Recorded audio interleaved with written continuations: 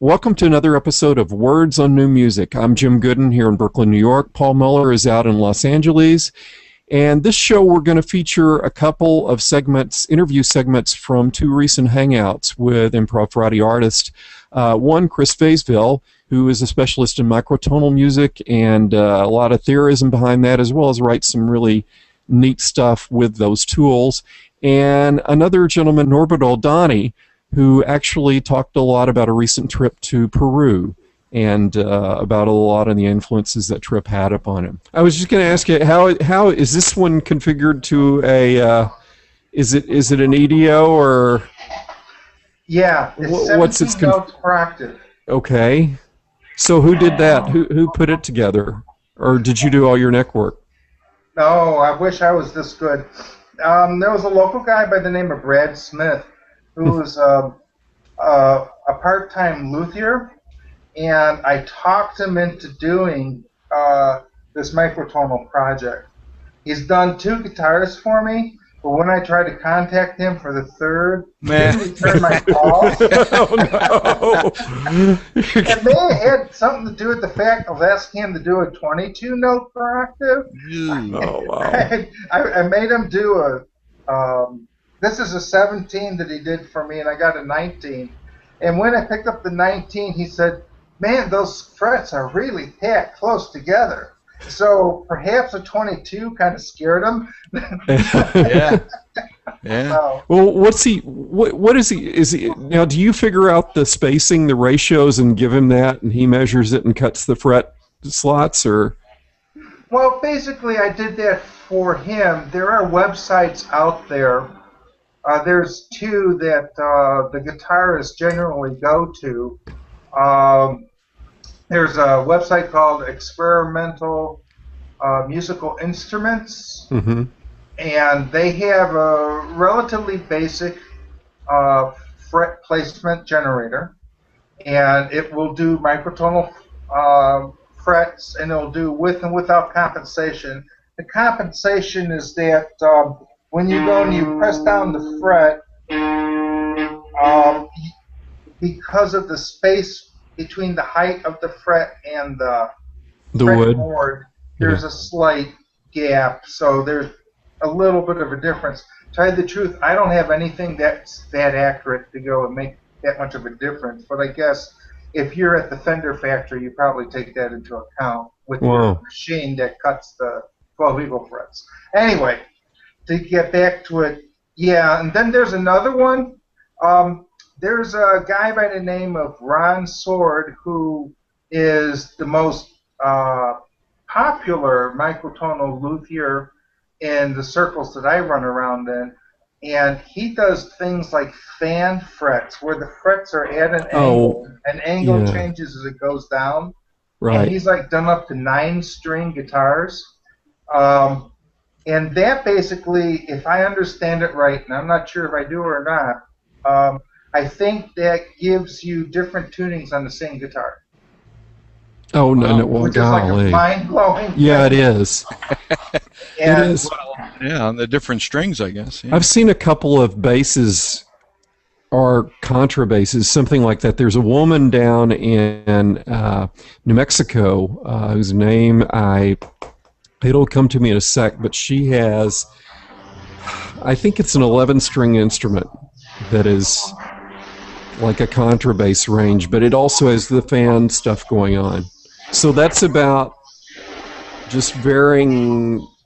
It's about the distance, isn't it? Isn't changing the or what is it about? Well, the fret placement decides what note you're going to get. Okay. So, yeah. I mean, here, if even I don't seem to be graced with being able to go and improvise too well. Cool. But if you listen to,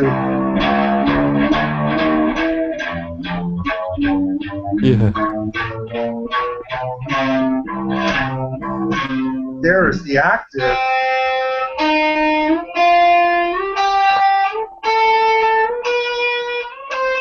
That's about as closest as I can get to the regular 12 equal. Okay. But you can play a lot of neutral intervals.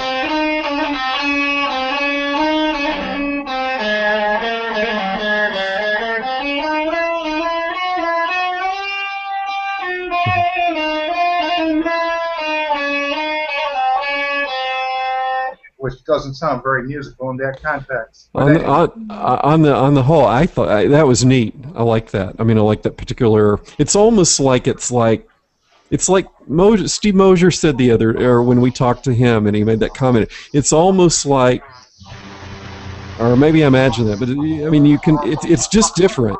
I won't even say it's out. I won't even say it's out or in. It's just different, and it's unique.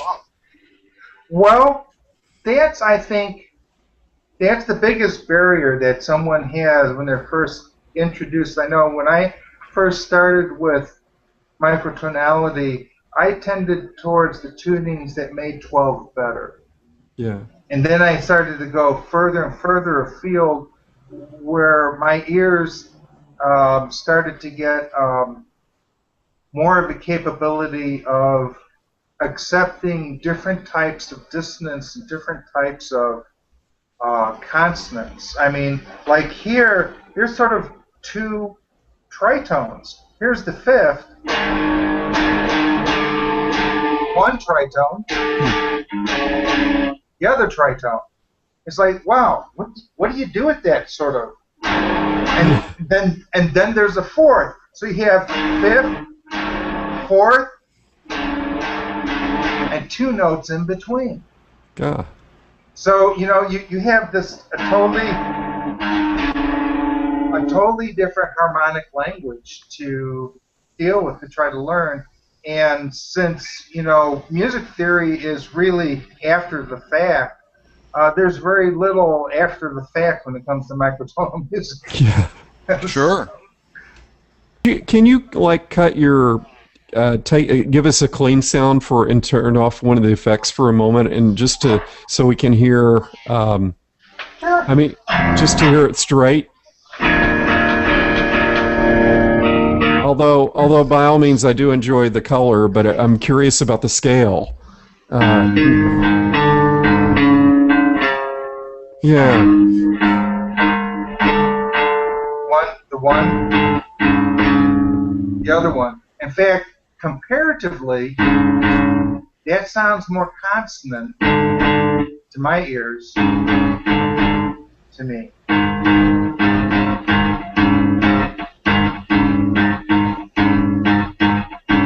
As opposed to that sort of has the augmented, it's too big type of feel to my ears. Yeah. So I'll go ahead and do the thing with the scale again with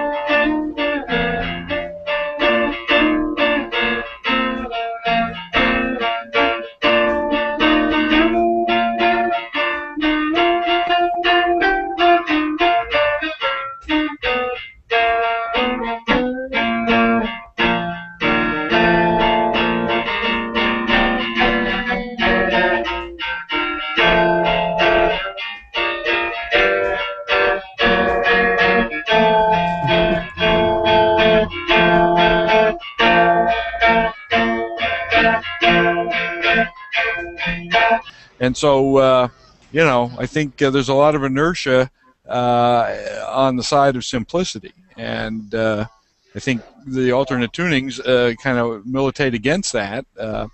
And that's going to be the future. So it's going to be a more complicated picture. Well, yeah, I think it's something that's going to have to come up from the grassroots. I mean, surely the record Association of America is not going to embrace this. Yeah. But what it's going to take probably is somebody writing your music in an alternate tuning that goes viral. Yeah. And the internet is the medium that makes that possible. Or somebody with a movie score or something that really grabs the audience, or a game. Well, there's something. There are movie scores out there that are microtonal already. Yeah. Well, maybe that'll slowly get people accustomed to it. There's Johnny Greenwood, who's actually an educated, I believe he's a degree musician. He's the guitar player from Radiohead. Really? He wrote the score from There Will Be Blood, and it's in quarter tones. Ah, okay. At least parts of it. Yeah. Well, that'll get out there. Brutal. Yeah. Go ahead. Well, it seems that's the kind of thing that has to get out there. People will hear it. It'll have some connection that they can make with it, and that's where it'll start to catch on. It won't seem so alien when it pops up in other music. Or it won't seem so alien if you're talking about in terms of the movie, if it suits what's being depicted better than anything that could have been done in 12. Right. It'll somehow accumulate a harmonic and syntax that people will understand, translate. Whereas now it just might sound out of pitch or off key or something. It'll have a definite meaning. That's the challenge. I think there has to be a literature of music that establishes that. And of course that work is all before us. It would seem that's just now starting. Harmonically, yeah, but and I think I made this point before when we were talking about Peter, that melodically it's out there, because if you look at the blues, the chords are generally 12 equal chords, but the inflections are microtonal. Sure. So that process has begun, and actually in the history of Western music, the advances generally have been first melodically and then harmonically. Sure. That there would be as the progression of treating dissonances went on from the 1600s to the 1700s to 1800s to 1900s, it was first how do we set up to go and have a dominant seventh chord, and how we resolve it, until you get to the point where Debussy is playing these things in parallel. Of all the people I know who are really working with alternate tunings, Chris is the one who's advocated that very thing. It doesn't mean anything if people aren't going to respond to it. It's mathematically and philosophically very interesting, perhaps, but at the end of the day, that has to translate into some sort of emotional reaction by the listener, and that language has to be developed. That's the whole process in motion now. And I think, as Chris said, little by little that's happening. You hear this stuff comes up in movies or in other popular areas. It won't be as long as it looks to be now that, this will be something that will be accepted and understood, and there'll be a real communication happening there between the person making the music and the person listening. Well, I think, everything in the world's speeding up because communication is so much better. And if you go on YouTube, I should mention, besides the people coming out of the woodwork, like Brendan Burns here, and dropping a killer album, and I never heard of him before. You go on YouTube, and you see there's all kinds of people who have done Zen harmonic music that I never heard of them before either. And Sure. but those videos are out there, and those videos have views, and those videos have conversations underneath them that are. There's some people who get kind of snipey about it, but there are some serious people saying that, hey, how did you do this? Or, what is this? This is different, Yeah. I really like it. I really like it because it's different. And, finding that stuff out there, which is something I couldn't do in the 90s, definitely. This is, I think there's a growing acceptance and there's a growing ability to do it. And it's accelerating Yeah. because of the communication. Yeah. So we may be closer to all of this than it seems at the moment, or by historical standards, right? How long does it take for Beethoven to get from classical to romantic? Well, about 30 years. And we may take 3 to get, a similar distance. Yeah. One thing that I would like to say that kind of goes in with what you're talking about earlier, Jim, with the music theory that you had and the SATB writing that you were doing. One of the keys to a lot of the ambient microtonal music that I write is the fact that I avoid a lot of close harmony. Yeah. And when you go and you start spreading out your notes over 3 or 4 octaves, it's interesting that almost any combination is acceptable to the ear, or at least to mine. You're exactly right. Yeah, no, that's very true. And so you start getting, you can get a lexicon of feelings out of it because there's still tension and resolution.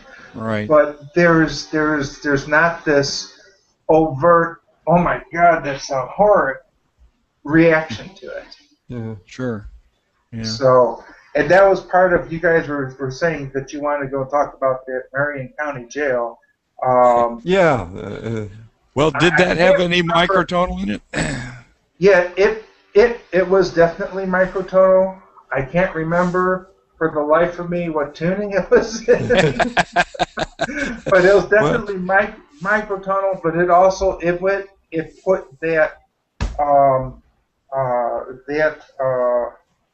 theoretical idea to use of spreading out the harmonics, the spreading out the notes, Right.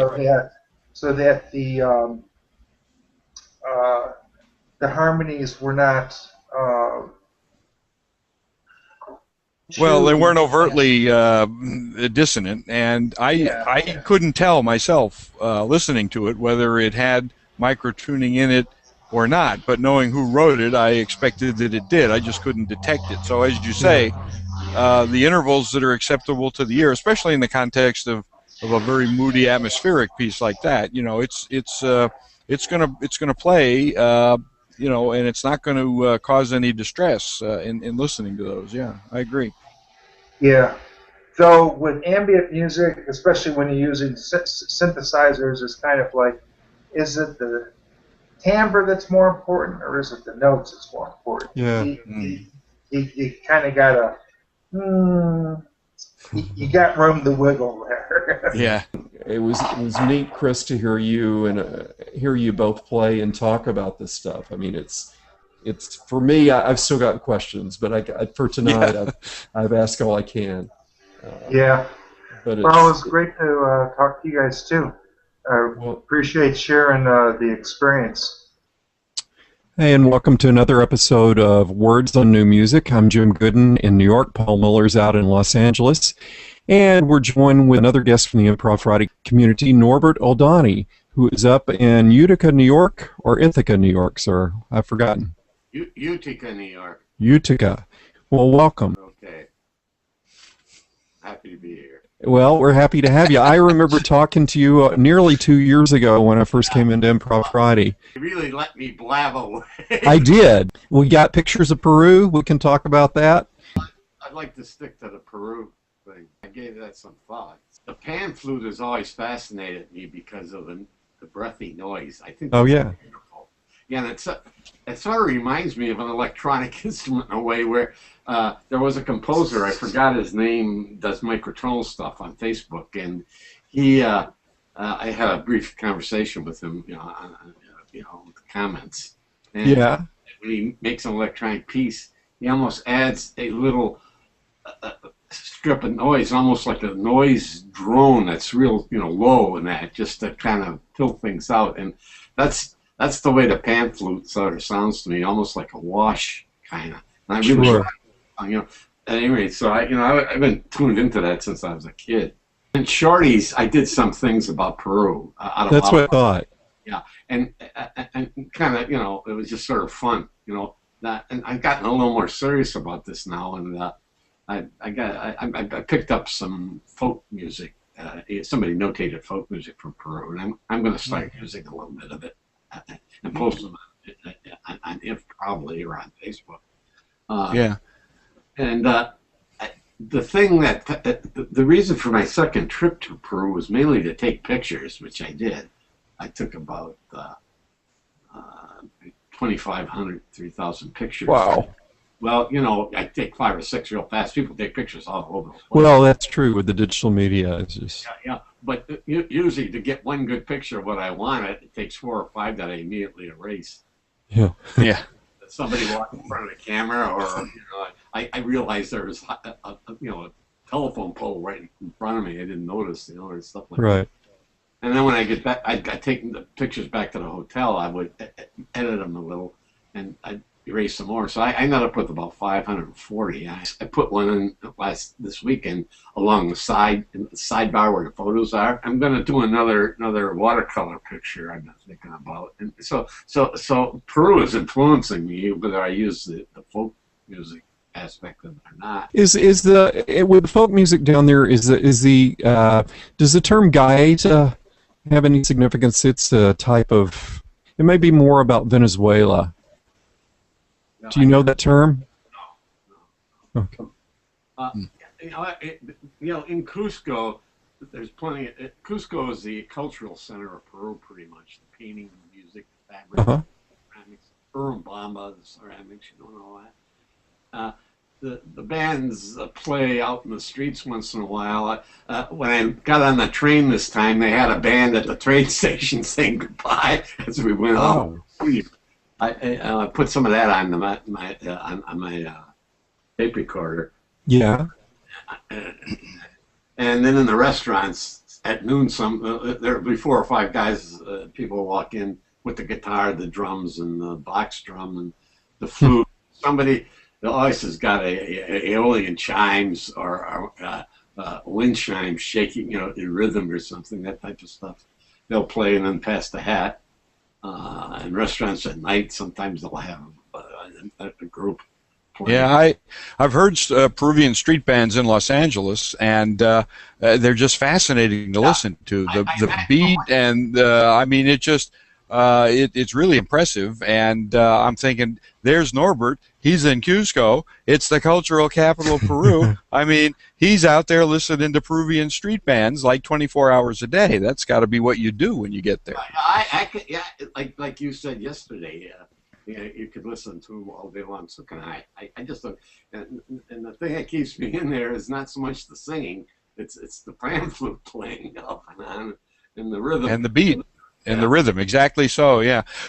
Well, I'm going to put you on the spot a little bit, Norbert. You've been kind of dancing around the reason you went to Peru, and this is your second trip. Now, my wife and I go to Germany quite often, and for us, it's kind of rediscovering our family. We have cousins and stuff still over there, and, absorbing the culture that, our ancestors kind of grew up in. And to see, the churches and visit with people there. So it's kind of a spiritual reason for going. It's not to sightsee. I'm wondering if you can somehow maybe put it in those terms. You go to Cusco. That's the one place in South America I'd really like to visit because of the Inca influence and the center of Andean culture. My first intention was the culture I was interested in.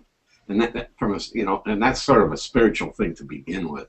And I ended up in this big building taking pictures of all the folk art, the fabrics. Wow. Yeah. And my Spanish came in handy because the people I talked to couldn't speak English. And, Yeah. Are you fluent in Spanish? no, but I was able to. Goodbye. Cuanto es?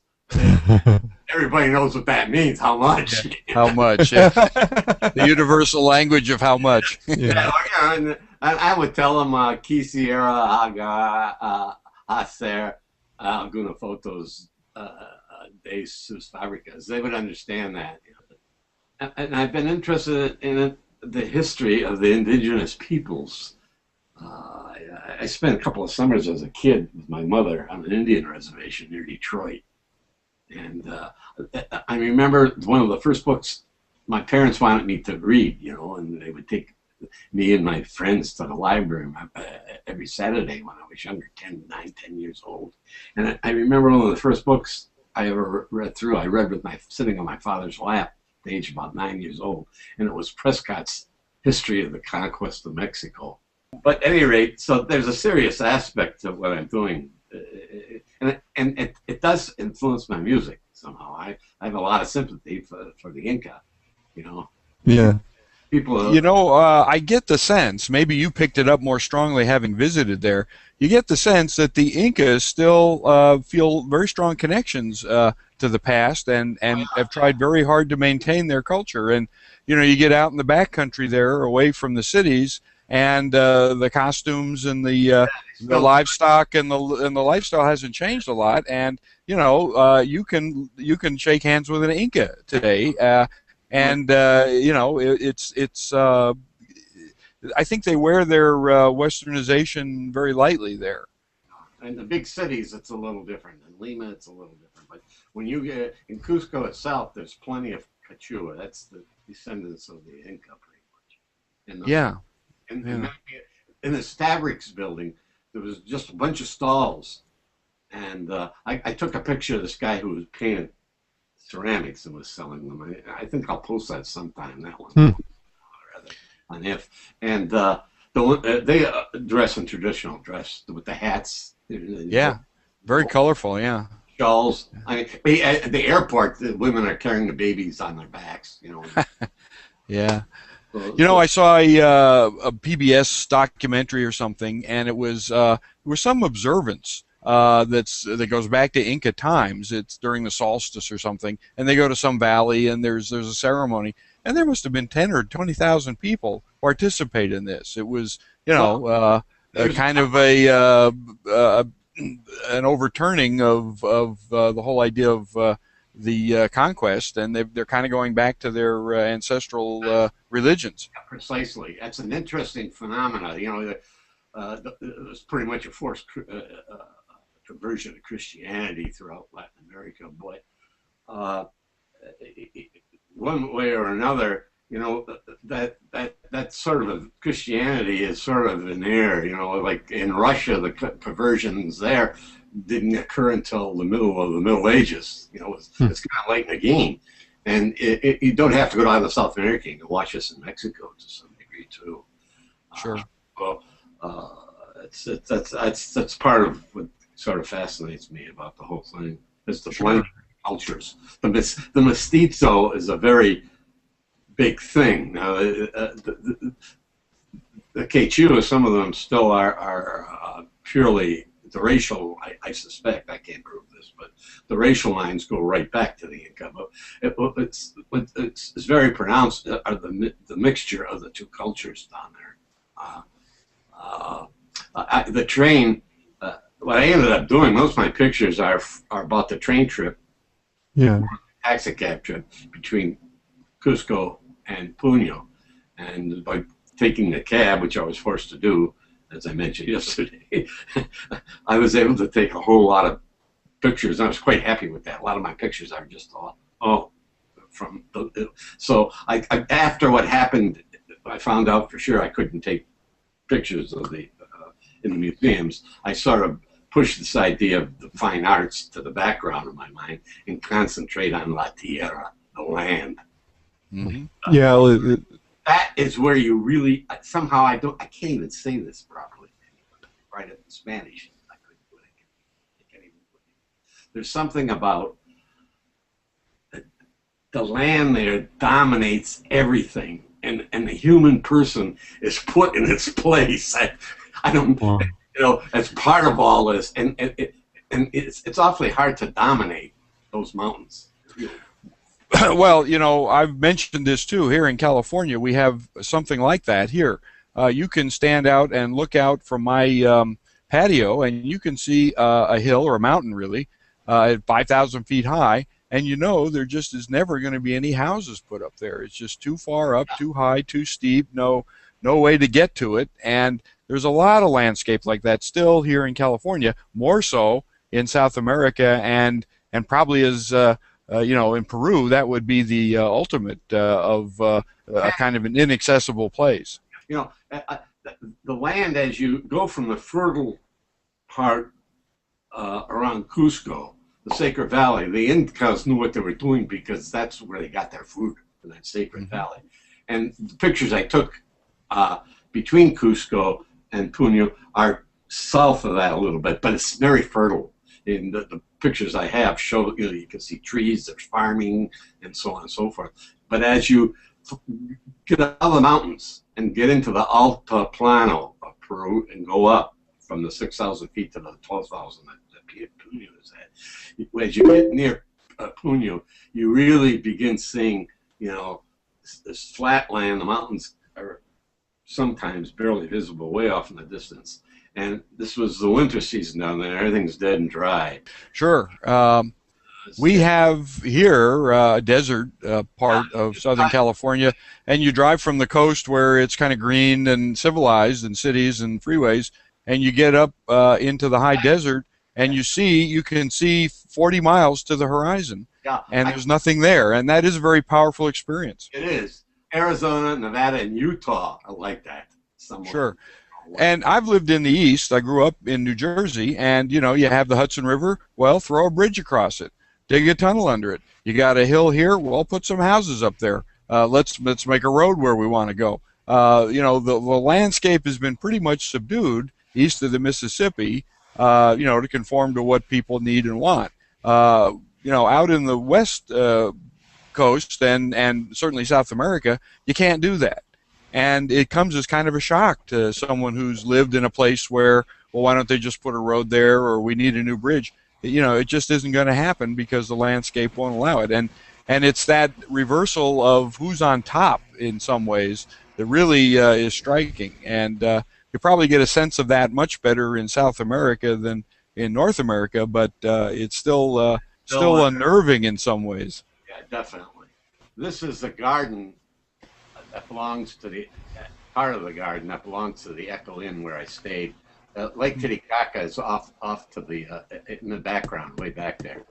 Yeah, okay. Those little huts over there, full of they look like they're shabby on the outside. Inside, they're gorgeous.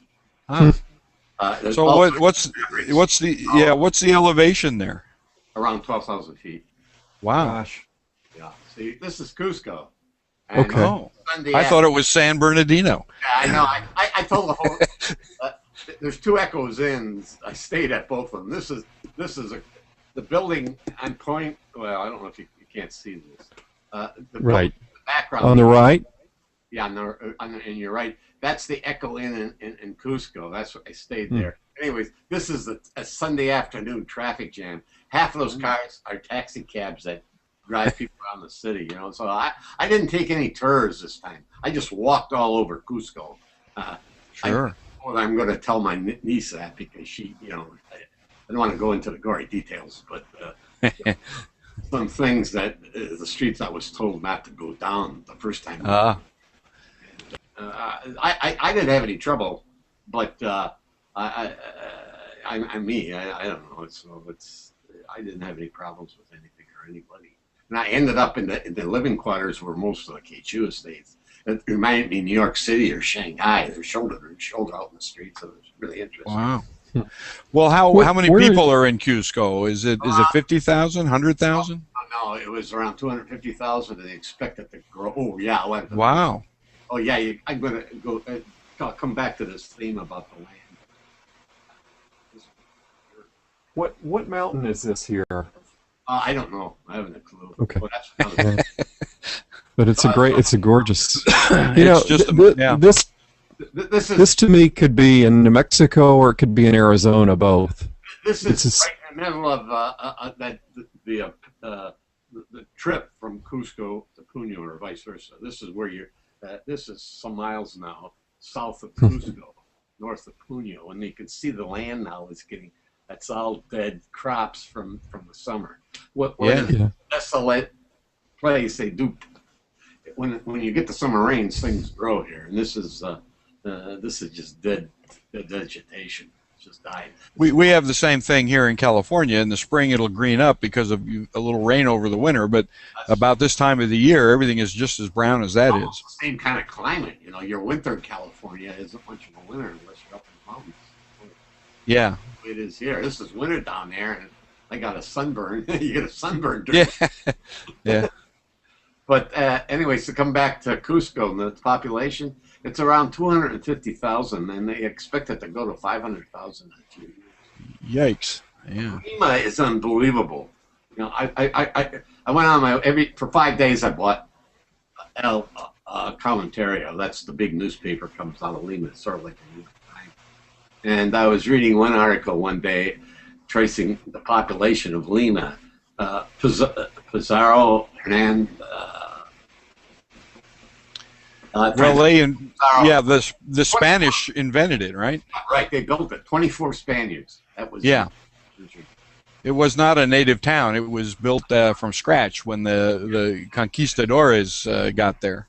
Yeah, and they're still building it, people. So that I don't know. I don't remember all the statistics, but anyways, by 1940, the population had grown to 700,000. And you know what it is today? I couldn't believe it. Must be 5 million then, huh? 7 million. 7? That's Holy smokes. I found out a lot from people from Brazil, and the airports and stuff, talking to them. The cab driver, who I mentioned yesterday, his English was as bad as my Spanish for that 7-hour trip that he drove me from Puno to Cusco. But we did communicate, and I asked him, about different things, and all the cities in South America are just enormous. San Paulo was another place I thought was kind of wow, and that's an enormous city now. I don't remember really. Well, yeah, you think of places in Brazil that are growing like crazy. You don't think so much of Peru as growing as fast as all of that. I can remember when Mexico City was, 5 and 10 million. And, of course, it's the biggest city in North America now. I don't even know what it is, but it's just huge. I guess all of the Latin American countries are growing. I don't now. Do you suppose that's because people are coming in from the country to live in the city? That's a big part of it. When you fly, the flight from Lima to Cusco and vice versa takes off in the middle of either in the early morning or in the middle of the afternoon, and you fly over the mountains and you look down as you leave Cusco, and you're halfway between Cusco and Lima, and you look down at those mountains that are just so bare. There's no green there at all, and that somebody way off. Some village down there you can barely see from 35,000 feet. There's a trickle of smoke coming up in the air. You look, and you'll notice a road or something with a car on it once in a while. And it's a flyover country, yeah. It's really just harsh. I can see why people would want to move. But anyways, but the whole thing with the conquest, that veneer is just a veneer, and these old religions always have a way of popping up somehow or another, for a long time, and it's a very interesting phenomenon, to say the least. Sure, yeah. I somehow I got this idea of stone in my head, and my music is going to become stone. You're going to fit it together like the Incas and build up big buildings and arches and stuff. Yeah. I posted this week on If is a long piece now, relative to what I was doing with Shorties. Yeah. So at any rate, it's influenced me. Everything. I think a piece of music, if you're serious about it, regardless whether it's improvised or thought through or serial or tonal, everything influences it somehow. Things you're not even aware of, probably. Sure. Yeah, and I think if you absorb all this, it's going to come out somehow. You may not. It'll all be subconscious. Otherwise, you're not an artist at all. Then you're just bullshitting otherwise. Right. Yeah. You got to interpret what you feel. I thought that piece was really great. I enjoyed the sense of traditional in there, and that was neat that you put the the two local musicians to give a little flavor, but the whole thing between the repetitive rhythmic thing and then the trombone line that came in later, I thought it was really neat. Well, I was intentional.